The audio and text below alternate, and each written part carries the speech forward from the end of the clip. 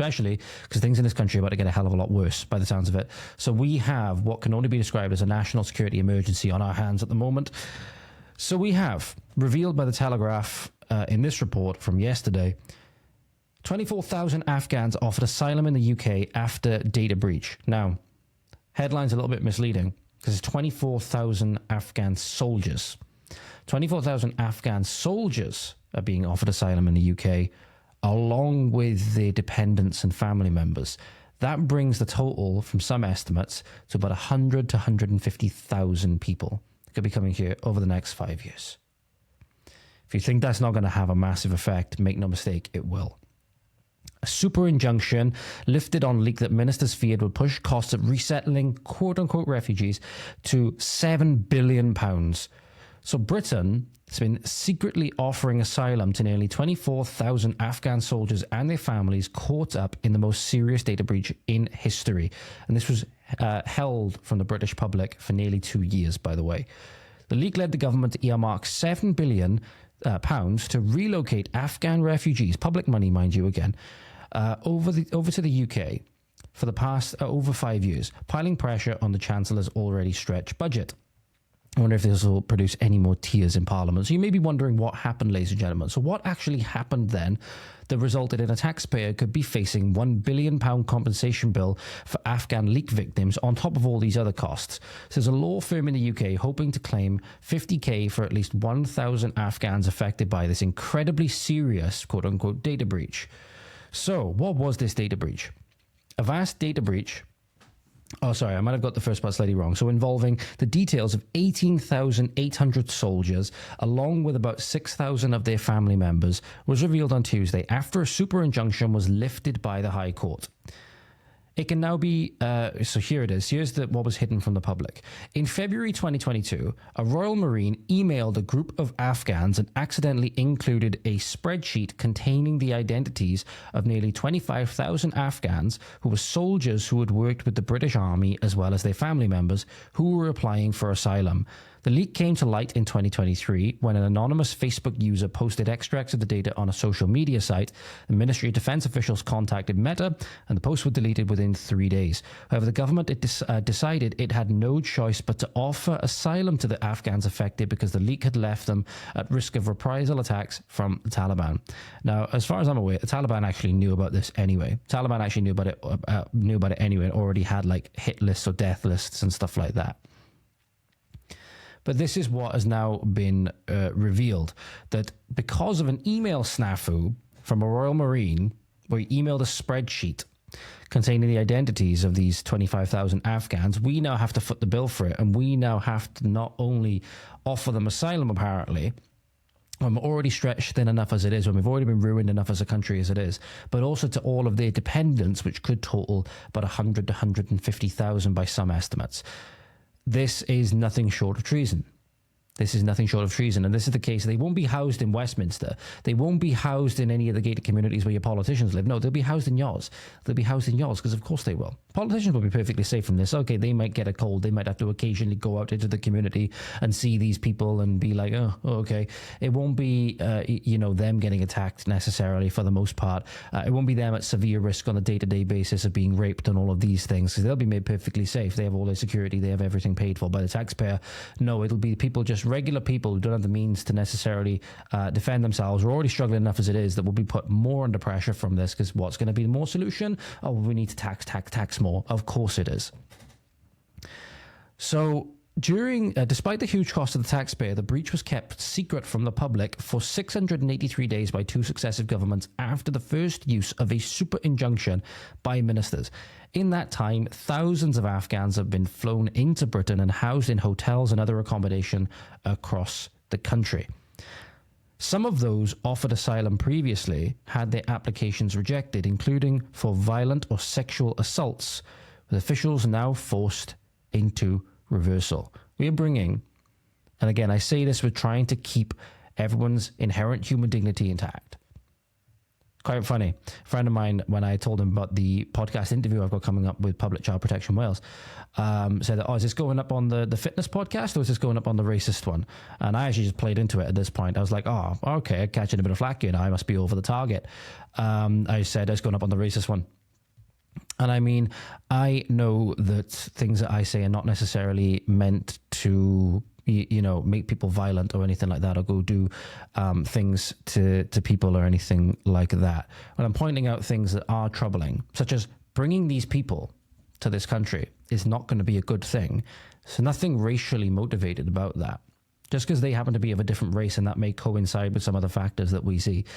That doesn't, make me racist or anything like that. And I do my best to try and keep people's inherent human dignity intact when I talk about these things. It is difficult because people from these cultures that are not compatible with ours, they do horrific, evil things. You need to look at the rape of Britain. You need to look at the rape of Britain, for example, by predominantly Pakistani Muslims to understand that these people should not be in our societies. You say it's perfectly okay to get them out of our societies, and we would be a lot better off for it. And that's something that we should do. We have a moral imperative to keep our daughters and women safe.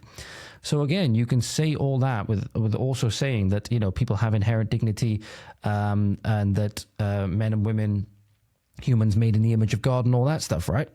At the end of the day, it was their choice to follow and do these evil things under this evil ideology from this demon, right? From this demon. And that's up to them. That's up to them. Whether they feel that they're worshipping the true God or whatever, the end of the day, they wouldn't be praying the Shahada. They wouldn't be praying the Shahada if they thought that. So anyway, that's a conversation for another time. But these people that we're bringing in now, not good people.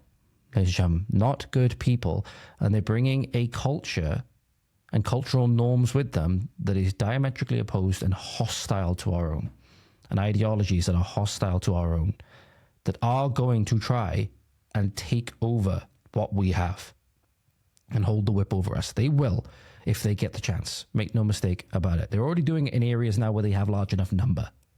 Okay, that's why in many areas like Telford, Oldham, all of these places that these horrific rapes and trafficking, gang rapes at the hands of Muslims are allowed to happen with impunity because they had a large enough number and the police were scared of them. In many instances, they were on board with it anyway. So make no mistake, this is very, very bad. This is very, very bad, as we'll see in a moment, the kind of people that we're bringing into this country.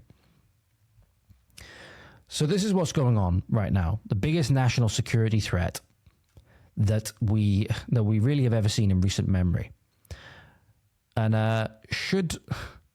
this is the key point that I was going to raise with you earlier.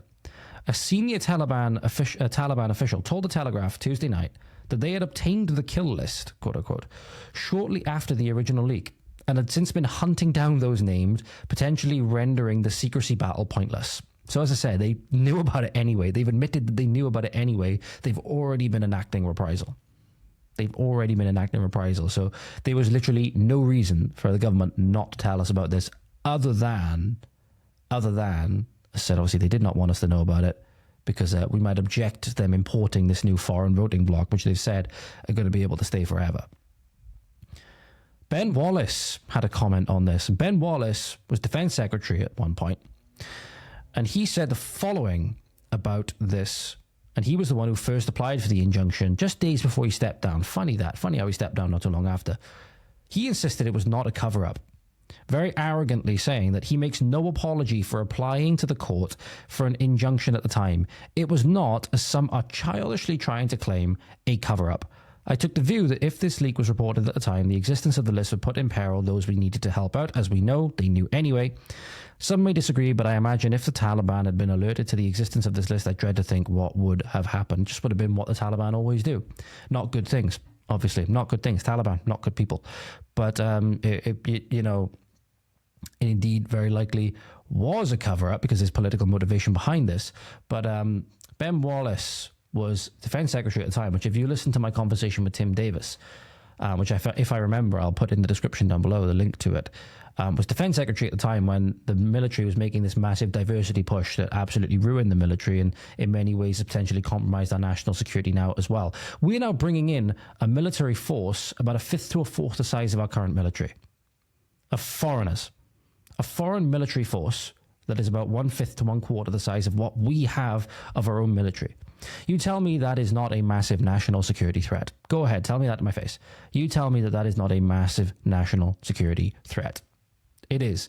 It is. Make no mistake about it, especially when you hear about the kind of brave allies that we were, quote unquote, allying with whilst we were over in Afghanistan, that now Parliament has moved heaven and earth to support, to import, sorry. So here is a little bit about these people, ladies and gentlemen, the rampant pederasts that they are, and the chai boys that they love so much. Viewer discretion advised, ladies and gentlemen. These are our brave allies that even Richard Tice in 2021 said that there was no ifs, no buts. We need to make every accommodation and bring these people to the UK for being brave allies with us. Yeah, one of the main politicians of Reform UK, quote unquote, Conform UK, Establishment UK, as I prefer to call them, saying we need to bring these people to the United Kingdom, no ifs, no buts. Before that briefing had happened, Major Stuber knew that 3 young boys had been shot dead on police patrol bases. All 3 of them were chai boys. So young boys who had been abducted by the police commanders and were used as servants. They served tea, but also sex slaves. They're raped by the police commanders. And you see them on Let's just put a page. pause there a sec, ladies and gentlemen. Let's just put a pause there. So you had these chai boys, these young boys, which you can see here. They're not old. You had a young boy pushing a cart just then, right? There was these 3 boys that were found dead, I believe, in a police station or to do with the police police commissioner equivalent in this area. And let's just say the police go and take these young boys and they rape them. The police take these young boys and they rape them. Make no mistake, this isn't a shameful thing that they see, ladies and gentlemen. They don't see this as shameful and vice-ridden and anything like that, and it's just a thing that they're ashamed of. But they do because, again, we all have problems and stuff like that. No, they're extremely proud of it, which we'll get onto now when we actually sit down with one of these district police chiefs. But this is the kind of stuff that we're importing. This is the kind of stuff that we're importing to the UK. See several boys, sometimes in uniform, sometimes not, but 13, 14 years old. It's Creeps very me out, common man. practice there. That guy, 3 when of he them have touched the been kid's shot head, dead creeps me out. by the police, one possibly by another chai boy, nobody's quite sure. And he's just found out that a 4th boy has been shot at point blank range in the leg for trying to escape. And I was there, so he let me follow him to meet the acting police chief and confront him about this. Our brave allies, ladies and gentlemen. So this is the acting police chief, as we said. Just viewer discretion advised. His name is Katab Khan. Yesterday, we had unfortunate news come in. A young boy, about 13, maybe 14 years of age, was shot. Now, there's a couple of things on there that 13 to 14 years of age and about. shot. We've had all the PV commanders in this very room about having young boys and civilians on PVs. So I'm going to pause it here a minute. The subtitle says, tell him I've mentioned this 20 times. Tell him I've mentioned this 20 times is what it says, ladies and gentlemen. Just be prepared for what comes next. I don't believe the interpreter actually says it before the video cuts off. I will read it for you. But yeah, just again, viewer discretion advised. Yeah, I have mentioned it more than 20 times. I know. Remember from the... Why was there a boy on that PV? What did that commander say to you?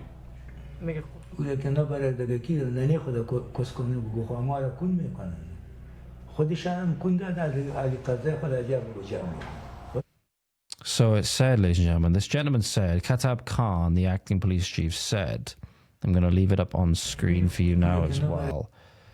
If they don't fuck the asses of those boys, what should they fuck? The pussies of their grandmothers? Of their own grandmothers? Their asses were used before, and now they want to get what they are owed. These are our brave allies, quote unquote, that we need to now bring to the UK en masse. I don't want these people in my country. I can't say that I would have much sympathy if the Taliban were to catch up with them, to be completely honest. I don't like any of these people. I don't like the Taliban. I don't like these people. You know? If whatever ideology is spawning this, and I suppose the only ideology you could really say goes back to, you know, a complete rejection in many ways of, I know this in many ways are being done in the name of God, you know, but this is I don't think it's controversial, and it shouldn't be controversial to say that this would not benefit our country in any way, and these people would not benefit our country in any way, and so they should not be allowed to come here. And that many people from this area that have done these things, have either done these things, or from this area who have then carried out similar things against our young girls, for example, should either be killed or removed. Should either be killed, you know, death penalty or removed. I don't think that's controversial to say. It shouldn't be controversial to say. These are our quote-unquote brave allies that, as I said, during this recording, or just before I started recording this, I was made aware that Richard Tice, the you know, one of the big shots of quote-unquote Reform UK, made a post in 2021 saying, no ifs, no, in fact, I'll read it for you now. If it's still up on my phone, I'll read it for you now. He posted it. Here it is. At 5 to 12 in the, 11:54 a.m., he posted on August 12th, 2021, he posted, "We must protect those brave Afghans who helped us and their families by settling them in the UK. Simple. No ifs, no buts." That was Reform UK, quote unquote. Think about it. Would you be happy with these people you've just seen and these people you're about to see now? Would you be happy with your communities being filled up now with these people to the tunes of potentially 150,000? I wouldn't. Alaikum salam, bratishka. Salam alaikum, bratucha. Gomi kraj. Специально на такси, брат. Allahu Akbar. Oh, how enriching. How enriching. So you have, ladies and gentlemen, if you're looking on the screen now, guy here with what appears to be some kind of Mac 10 submachine gun tattoo on his face. You can see it there on his face. And then look at this guy in the background. Look at this lovely cultural enricher, probably like a doctor or brain surgeon in the background here. Lovely little, what was this gesture again? Assuming that means peace. You know, I'm assuming that's a bit like us when we do this, right? No, for those of you who are watching, not listening, ladies and gentlemen, you have one gentleman on his cheek, has what appears to be some kind of submachine gun. Looks like a Mac 10, if my Call of Duty knowledge is serving me correctly. Haven't played Call of Duty in a long time, but remember, it looks kind of similar to one of the guns. I believe it was in Black Ops 1. So again, you have like a Mac 10 tattoo on his cheek, and the other guy is making the gesture of slitting his throat. These are the kind of people, our brave allies that we need to bring to the UK, ladies and gentlemen. These are the kind of cultural enrichers that we need, according to the British government.